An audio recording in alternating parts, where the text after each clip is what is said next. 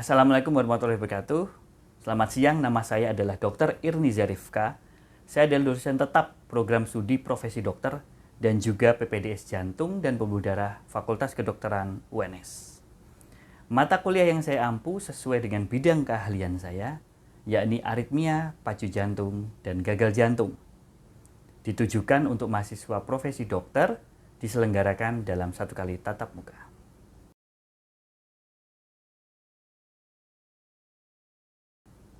Tiga komponen utama dalam saya mengajar adalah delivery, interaction, dan juga assessment. Sebagai delivery, saya memberikan materi ini secara interaktif yang didukung oleh teknologi yang dapat diakses secara mudah dan luas oleh mahasiswa. Untuk interaction, komunikasi dua arah antara dosen dan juga mahasiswa melalui diskusi, refleksi bersama, terus saya lakukan setelah materi saya diberikan.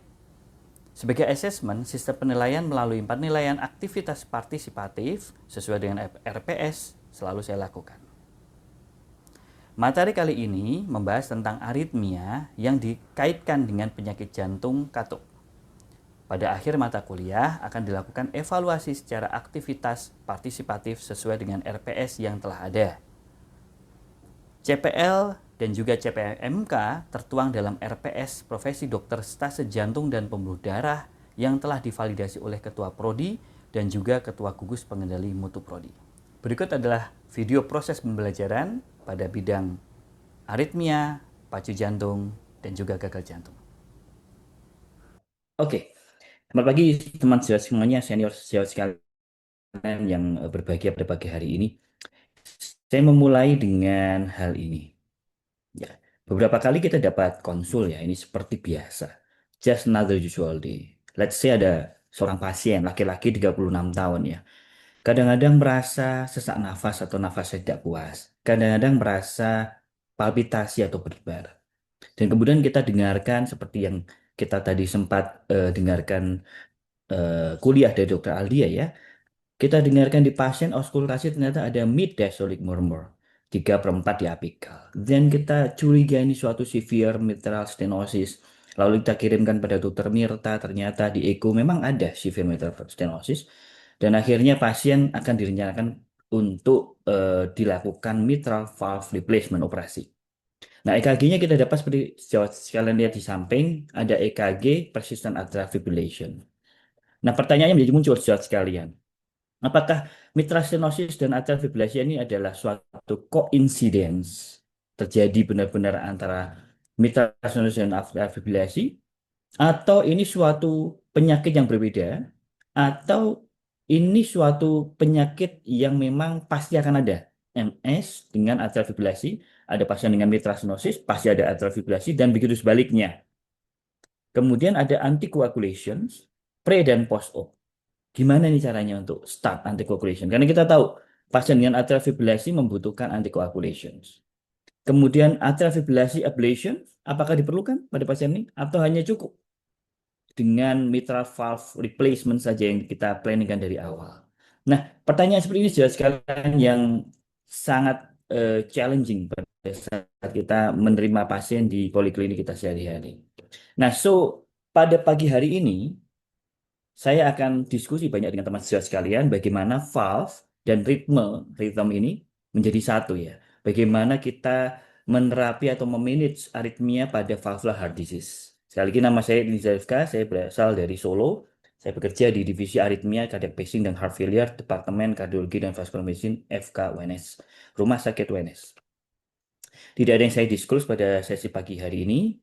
Sejauh sekalian sudah diterangkan oleh Dr. Aldia tadi di depan tentang valve dan kemudian tentang bunyi jantung. Saya hanya sedikit saja membahas bahwa sebenarnya ada setidaknya 3 hal yang akan terjadi pada valve. Masalah pada valve. Yang pertama ada stenosis. Stenosis ini terjadi karena valve atau yang kita sebut sebagai katup jantung ini menyempit, tidak bisa untuk terbuka sempurna. Sehingga blood flow-nya akan juga sedikit. Yang kedua adalah prolaps, di mana valve ini slip out. Valve-nya prolaps, seperti patah, sehingga bisa menyebabkan regurgitasi. Yang ketiga adalah regurgitasi sendiri. Dokter Mita sudah menjelaskan banyak hal tentang regurgitasi tadi. Bagaimana anulusnya melebar, atau katupnya yang patah, atau katupnya yang bermasalah secara primer, dan lain sebagainya. Tiga hal ini yang setidaknya akan terjadi pada valve yang rusak saudara sekalian. Nah, penyebabnya ada banyak. Bisa karena congenital causes, bawaan lahir. Bicuspid aortic valve juga menjadi eh, penyakit yang terjadi di bawaan lahir. Ataupun Marfan syndrome. Marfan syndrome ini adalah penyakit genetik di mana connective tissue semuanya melar, saudara sekalian. Sehingga connective tissue yang membentuk valve tadi juga akan melar. Sehingga annulus dilatation juga akan terjadi seperti yang disampaikan Dr. Mirta tadi di depan. Saya nggak akan bicara banyak tentang hal ini, saya just coming through karena ini adalah pre-event, so sebaiknya saudara sekalian ikut event kami di SCF dan SCHF nanti di bulan Juli ini, sehingga dapat mendapatkan informasi yang jauh lebih eh, lengkap lagi terkait valve dan juga aritmia. Saya lanjutkan saudara sekalian, selain kongenital yang didapatkan dari bawaan lahir, maka bisa juga ini didapat. Bisa karena rheumatic fever, infeksi rematik, bisa karena endokarditis, bisa karena radiation terapi, dan juga bisa hanya karena usia saja, karena degeneratif. Maka bisa terjadi stenosis maupun regurgitation. Atau penyakit jantung yang lain, seperti contohnya coronary artery disease, CAD, cardiomyopathy, atau heart failure yang terjadi, sehingga secondary bisa terjadi regurgitation pada katup-katup karena anulusnya dilatasi. Nah, secara lihat secara epidemiologi, prevalensi keduanya, baik itu valvular heart disease maupun aritmia, itu sama-sama tinggi. Sehingga menjawab pertanyaan di slide di awal tadi, koeksistensinya sangat-sangat sering terjadi. Jadi ada valvular disease, ada aritmia. Apakah ini pasti akan terjadi? Ya, koeksistensinya jelas sangat sering. Valvular heart disease ini frekuent di populasi, kira-kira 2,5%, dan meningkat dengan usia. Sedangkan atrial fibrillasi yang menjadi salah satu aritmia terpentingnya itu terjadi kira-kira 1-2% di populasi yang biasa, bukan valvular heart disease. Dan juga di sisi lain PVC yang juga sangat sering terjadi pada pasien dengan valvular heart disease itu pada PVC juga cukup sering. Ini pasien bahan negara. Di sisi lain, simptomnya untuk valvular heart disease apabila ada aritmia, maka nggak akan spesifik.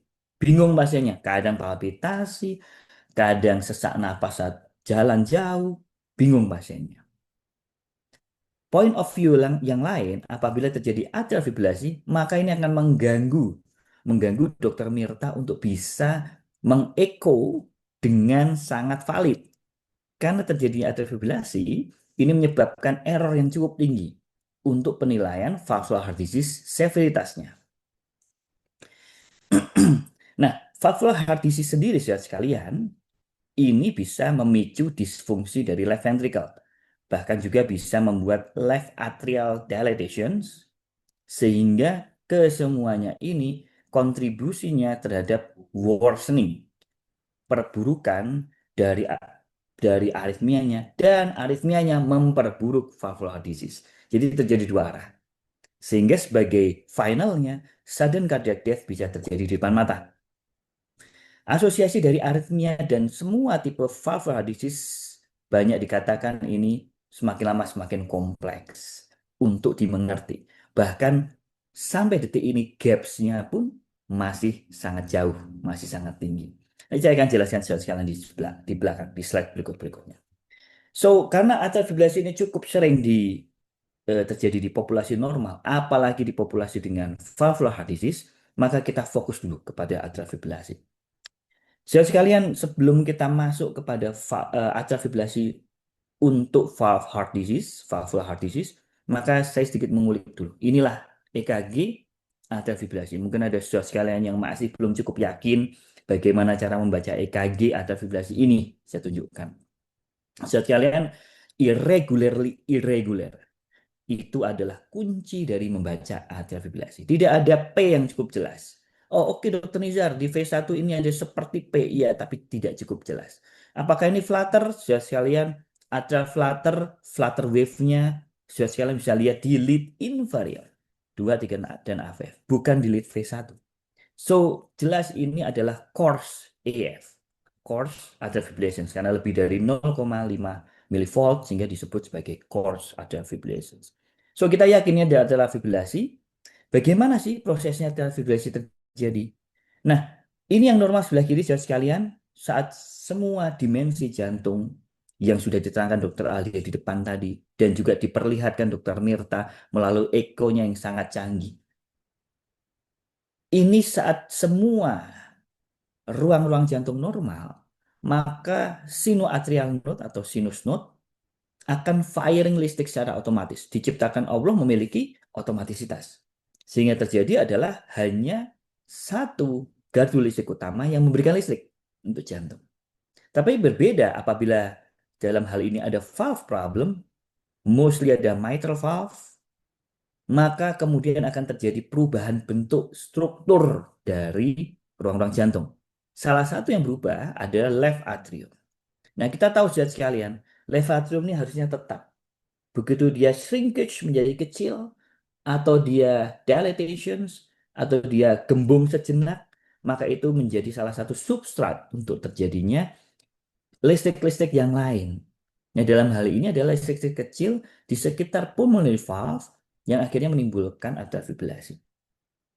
Karena fokus listriknya ini banyak, kecil-kecil, ada yang besar, ada yang kecil, banyak dan bervariasi, maka dia akan menggantikan gelombang P menjadi fibrillating wave di sana. Entah ada yang seperti bentuknya kayak P, ada yang besar, ada yang kecil, ada yang flat, ada yang kebalik, ada yang inverted, ada yang dan lain sebagainya. Semuanya. Sehingga nggak jelas. Itulah kenapa atrial fibrillasi yang tadi fokusnya itu banyak, bervariasi besarnya, loopnya, itu akan menjadi suatu fibrillatik seperti ini. Nah, di dalam atrial fibrillasi yang terkait dengan valvular heart disease, maka prevalensinya kita lihat sekalian banyak. Didominasi oleh mitral valve problem. Bila ada mitral regurgitation, maka paling tinggi kira-kira 50% akan terjadi deh atrial fibrillasi. Kalau ada mitral stenosis, 40% deh akan terjadi atrial fibrillasi tadi. Nah, kita tahu saudara sekalian, atrial fibrillasi saja itu sudah membuat risiko terhadap tromboembolik. Dalam hal ini, stroke, ischemic. Nah, apalagi kalau ada mitral regurgitation atau mitral stenosis, utamanya mitral stenosis. Karena di MS, mitral stenosis ini bisa terjadi thromboembolic event juga. Sehingga bila seseorang memiliki MS dan juga atrial fibrillasi, maka secara sistemik emboliknya itu jauh akan lebih tinggi. Risiko stroke-nya jauh lebih tinggi. Di sisi lain, untuk mitral regurgitations, maka risiko dari congestive heart failure-nya akan jauh lebih tinggi dibanding bila MR saja sendiri atau AF sendiri. Karena dua-duanya masing-masing contribute terhadap kejadian heart failure. Nah, sayangnya saudara sekalian, walaupun ESC, ACC-AH ini memiliki guidelines, tapi mostly itu membahas tentang mitral disease, bukan tentang aortic disease, tricuspid fibrillation, dan lain sebagainya. Tidak banyak yang membahas tentang katup-katup yang lainnya. Kemudian kita berpikir, bagaimana sih anticoagulation ini pada pasien dengan atrial fibrillasi plus dengan valvular heart disease. Saudara sekalian di sebelah kanan, saudara sekalian bisa melihat adanya anticoagulation yang kita kenal di dunia dan juga di Indonesia. Ada namanya VKA, vitamin K antagonis. Ini saudara sekalian kenal dengan obat yang bernama warfarin, apapun mereknya itu. Dan juga apabila teman saudara semuanya banyak membaca tentang NOAC atau DOAC, ini New Oral Anticoagulants atau Direct Oral Anticoagulants. Ini ada 4 ya. Dabigatran, apixaban, rivaroxaban, atau edoxaban. Ini yang disebut NOAC. Yang akan kita bahas lebih lanjut di dalam slide berikutnya. Nah, apabila kita lihat tabel ini, saudara sekalian, ini membandingkan antara rekomendasi ESC dan juga ACC-AH. Dua rekomendasi utama yang dianut di dunia. Sekali lagi, apabila kita mendapatkan mitral regurgitations, aortic stenosis atau aortic regurgitations, maka yang direkomendasi utamanya NOAC justru. Dulu pada saat saya masih ingat pada saat saya masih sekolah, itu rekomendasinya hanya VKA, vitamin K antagonis, karena belum banyak trials regarding NOAC terhadap valvular heart disease dan juga atrial fibrillasi. Tapi sekarang NOAC ini direkomendasikan in preference, lebih utamanya ya, terhadap dibandingkan dengan VKA pada pasien dengan atrial fibrillasi dengan katup yang ini saja, gitu ya. Nah, di sisi lain untuk pasien dengan MS, mitral stenosis, maka antikoagulan yang direkomendasikan hanya VKA. NOAC tidak direkomendasikan pada pasien-pasien dengan mitral stenosis. Kita lanjut saja, kalau kita bahas lebih lanjut lagi, lebih simpel, ini yang kita bisa lihat. Untuk NOAC, ini direkomendasikan in preference dibandingkan dengan VKA pada pasien tadi. Hanya aortic stenosis, aortic atau mitral regurgitations, bukan mitral stenosis. NOAC tidak direkomendasikan pada moderate to severe mitral stenosis. Maka yang direkomendasikan adalah vitamin K antagonis atau yang semua kenal dengan nama warfarin. Nah, pada saat valvular heart disease-nya diperbaiki, pertanyaan ini muncul, AF-nya mau diapain nih? Apakah sekalian di atrial fibrillation ablations, secara surgery, secara kardiologi, electrophysiologist, or what? Gitu. Nah, di sisi lain juga ada left atrial appendage or occlusions, ditutup, LAA-nya ditutup. Itu harus dipertimbangkan juga untuk mereduksi atau mengurangi risiko dari thromboembolik, dalam hal ini stroke ischemic. Mari kita bahas tentang AF ablations-nya. Guideline juga menyatakan apabila ada pasien yang akan mengalami atau eh, melakukan surgical valve interventions dan kebetulan ada atrial fibrillasi, maka kita harus diskusikan secara seksama dengan pasien dan juga tim apakah diperlukan AF prosedur sekalian, bisa secara surgical. Ya, jadi AF ablations bisa secara surgical saja, secara sekalian ya. Di sisi lain juga kita harus melakukan, bukan harus maaf, kita bisa mempertimbangkan untuk melakukan LAA ligations ya. Karena ini kuning sehingga bisa dipertimbangkan benefitnya more than mudorotnya ya.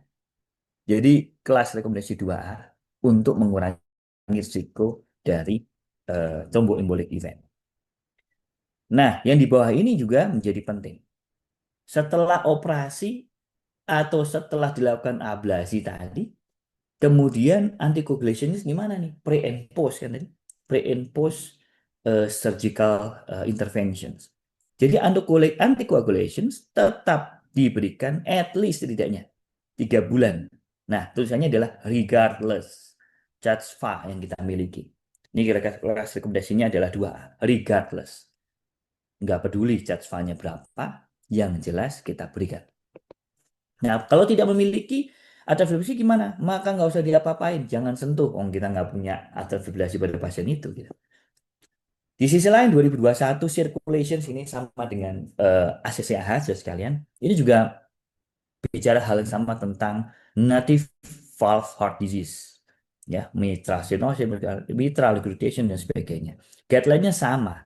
Tapi yang saya highlight di sini yang mungkin tidak banyak dibahas di ESC tahun 2021 juga, bahwa harmful tidak boleh ya, haram untuk kita melakukan apabila ada pasien dengan mechanical valve dengan atau tanpa atrial fibrillations, maka anticoagulation-nya harus VKA, post mechanical heart valve dengan atau tanpa atrial fibrillations, maka wajib VKA. Tidak boleh NOACs. Ini guideline yang ditekankan betul di ACCAH atau Circulation 2021. Kenapa sih ada ini rekomendasinya? Dulu saudara sekalian tahun 2013 pernah ada satu trial ya, namanya Realign trial. Ini menggunakan dabigatran, salah satu NOAC. Digunakan untuk pasien-pasien mechanical heart valves. Ternyata didapatkan trial ini di stop mendadak. Karena apa? Karena pasien-pasien yang mendapatkan VKA jauh lebih benefit. pasien masih mendapatkan NOAC ternyata meningkat thromboembolic events-nya dan juga bleeding complications. Sejak saat itu, guideline tidak memperbolehkan. Hingga saat ini, pasien-pasien post mechanical heart valve ini mendapatkan anticoagulations selain VK. Anticoagulations pada atrial fibrillasi dengan valvular heart disease bisa kita lihat di dalam bagian ini. George kalian semua bisa mempelajarinya juga di ACCAH. Yang saya tekankan di sini, kalau ada rheumatic mitral stenosis atau native valve disease, kecuali rheumatic mitral stenosis, atau lebih dari 3 bulan setelah prosedur, maka VKE atau NOAC ini direkomendasikan. Yang di sini hanya long term VKE. Di sisi lain, kalau new onset AF, maka ini diperbolehkan saja, bukan menjadi suatu wajib. Tapi warna kuning ini, saudara sekalian, menyatakan bahwa benefit lebih baik dibandingkan mudaratnya. Ini mungkin tidak perlu saya bahas. Yang jelas kalau kita bicara tentang interaksi antara atrial fibrillasi dan valvular heart disease, maka challenge-nya banyak. Dari simptoms yang tidak spesifik, objektif tes harus kita telusur, entah itu menggunakan ekokardiografi yang sudah diterangkan Dr. Mirta tadi, atau menggunakan advanced imaging, salah satu contohnya adalah cardiac MRI dan sebagainya. Kenapa menjadi challenge? Ini juga karena ada impact terhadap prognosis. Jelas akan meningkatkan mortalitas pasien apabila memiliki dua-duanya, atrial fibrillasi dan juga valvular heart disease. Di sisi lain, anticoagulation sudah saya terangkan lagi, tapi tetap ada gap in knowledge.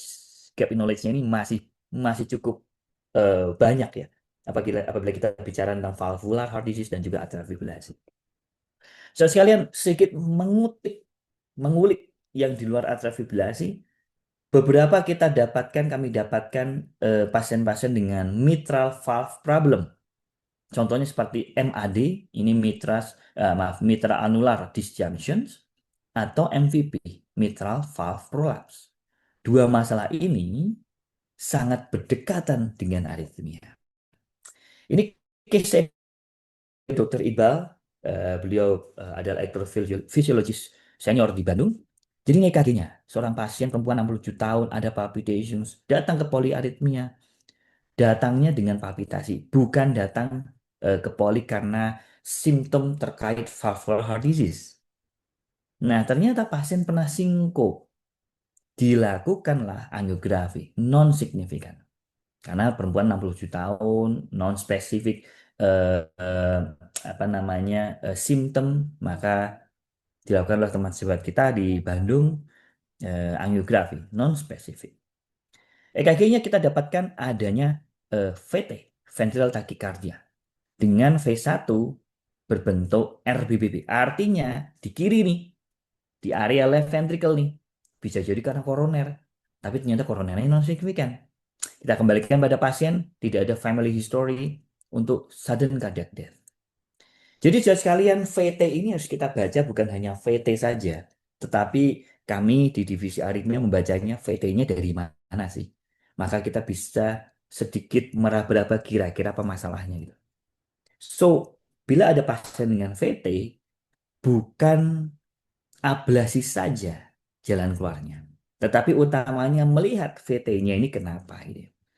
Jadi kita masukkan bagan, saya tidak perlu jelaskan bagan di sini, sekalian bisa belajar dengan kami di SCF, SCHF nanti bulan Juli apabila ingin tahu tentang bagan, bagaimana cara melihat VT origin. Tapi yang kita temukan adalah monomorphic VT, kira-kira di posteroseptal basal left ventricle, basal area ini menjadi sumber dari ventricle arrhythmia, salah satunya. Tapi kita tahu bahwa VT-nya ini dari posteroseptal basal left ventricle. Oke? Nah, setelah VT-nya berubah menjadi sinus, yang kita dapatkan hanya T-wave inversions di lateral. Tetapi nggak ada dynamic associated changes. So, memang kita yakin ini bukan coroner problem gitu. Tapi kita nggak yakin ini ada apa ini. Kemudian kita kirim kepada divisi Eko, dikirim pada divisi Eko, ternyata didapatkan posterior basal thinning. Differential cukup yakin kita. Hanya ada itu aja. Maka dikirimkanlah pada cardiac MRI. Di cardiac MRI didapatkan mitral annular disjunction 17 mm, ruang infralateral dan juga infrawall. Kita bisa lihat di basal LV sekali lagi. Ada mitral annular disjunction atau MAD. Nah, kita yakin ini MAD nih yang menyebabkan VT-nya. Pertanyaannya apakah kita ablasi VT-nya? Oh enggak, sekalian. Kita perbaiki MAD-nya. Karena pernah ada kasus, saya yang dapat kasus, di konsul VT untuk ke-7 kalinya. VT untuk 7 kalinya, diablasi 6 sebelumnya, tetapi ternyata VT-nya kembali lagi, kembali lagi, kembali lagi. Datang ke kami untuk yang ke-7 kalinya VT. Nah, kemudian kami lihat kembali ekonya, kami MRI, ternyata dapat hal yang sama MAD. Maka pasien nggak akan selesai hanya dengan ablasi. Maka harus diselesaikan dengan cara menyelesaikan MAD-nya. Secara epidemiologi MAD ini kira-kira 6% pada manusia yang kita kira normal. Tetapi ada severe arrhythmic events. Nah, kuncinya adalah ada ventricle arrhythmia, entah itu PVC bentuknya ataupun VT pada basal left ventricle. Basal left ventricle, seperti tadi ada di basal left ventricle. Mitral annular dysfunctions ini seperti ini. Kalau di echo, Dr. Mirta atau divisi echo bisa melihat ada systolic separations. Ini saya rasa Dr. Mirta yang bisa sangat mudah untuk menjelaskannya. In prinsip di basalnya sekalian itu ada distance antara mitral dengan left ventricle myocardium. Nah, ini kita sebut sebagai suatu disjunction. Di sisi lain tentang MVP, saya rasa ini cukup kompleks, tapi saya hanya cukup mengenalkan pada saya sekalian. MVP ini bisa terjadi fibrosis, bisa ada perubahan mitral apparatus morfologinya, dan akhirnya berujung-ujung terhadap perubahan elektrofisiologi karakteristiknya. Sehingga terjadilah mitral valve collapse dan juga sudden cardiac death. Saudara sekalian bisa mengikuti ini pada pasien-pasien dengan MVP, kemudian asimptomatik. MVP asimptomatik pun, maka rekomendasinya kelas 2A untuk dilakukan periodic holter. Karena sometimes kita nggak tahu nih, apakah ada aritmia atau tidak ada pas pada pasien dengan MVP. Tapi yang kita tahu, saudara sekalian, MVP menyebabkan kenaikan risiko terhadap terjadinya ventricular arrhythmia. Sehingga asimptomatik aja, maka kita harus lakukan periodic holter. Apalagi kalau pasien punya palpitations, maka kita harus lakukan diagnostic holter. Nah, di dalam diagnostic holter ini kemudian akan mengerucut rencana manajemennya. Ada 3 hal rencana manajemennya. Bisa hanya frequent monitoring aja dengan obat-obatan. Bisa dengan mitral valve repair plus dengan pemasangan ICD. Bisa dengan ablasi dari PVC atau VT itu sendiri setelah mitral valve-nya diobati atau diperbaiki. Jadi cukup kompleks juga sekali. Ini juga saya sampaikan sedikit, mitral valve kompleksnya ada ECG-nya yang kita bisa tahu, kita bisa lihat, kita bisa curiga. Apabila ada ECG yang dengan PVC di kotak itu ada PVC atau VT berasal dari basal LV atau kira-kira sekitar vasikular atau outflow tract, maka hati-hati. Kita harus kirim pada divisi imaging ataupun advanced imaging untuk echo, cardiac MRI, untuk kita lihat apakah ada masalah yang terkait dengan valve problem, terutama salah satunya adalah mitral valve problems. Red flag-nya ini bisa kita lihat PVC-nya ada di anterolateral, kadang-kadang ada MVP, dan ada di basal untuk MAD. Yang jelas jelas kalian yang warna kuning, kalau ada PVC atau VT, maka harus dikonfirm dengan cardiac imaging. Bukan berarti dikotakkan kepala kita bahwa kalau ada PVC atau VT, ablasi menjadi salah satu ujungnya. Enggak. Jadi kita harus lihat kembali apa sih yang menyebabkan PVC itu. Mungkin dari saya sekalian sebagai take home points-nya bahwa valvular heart disease ini diasosiasikan terhadap aritmia. Kalau terjadi dua-duanya maka akan meningkatkan cardiovascular complications dan juga mortalitas. Simptomnya nggak spesifik. Jadi salah satu yang common yang sangat sering terjadi adalah atrial fibrillasi. Hati-hati juga terhadap PVC yang dihubungkan dengan MAD ataupun MVP. Meskipun publikasi atau guidelines-nya dari ACC/AHA dan ESC itu sudah keluar dan kita ikuti, tetapi tetap ada gap of evidence. Gap of evidence inilah yang menjadi salah satu poin untuk interest terhadap penelitian. Video ini digunakan sebagai salah satu syarat penyusunan dokumen pernyataan diri dosen dalam unjuk kerja Tridharma Perguruan Tinggi, sertifikasi dosen tahun 2025. Semoga dengan adanya video ini dapat menjadi pertimbangan yang baik dalam proses penilaian sertifikasi dosen. Akhir kata, saya ucapkan terima kasih. Wassalamualaikum warahmatullahi wabarakatuh.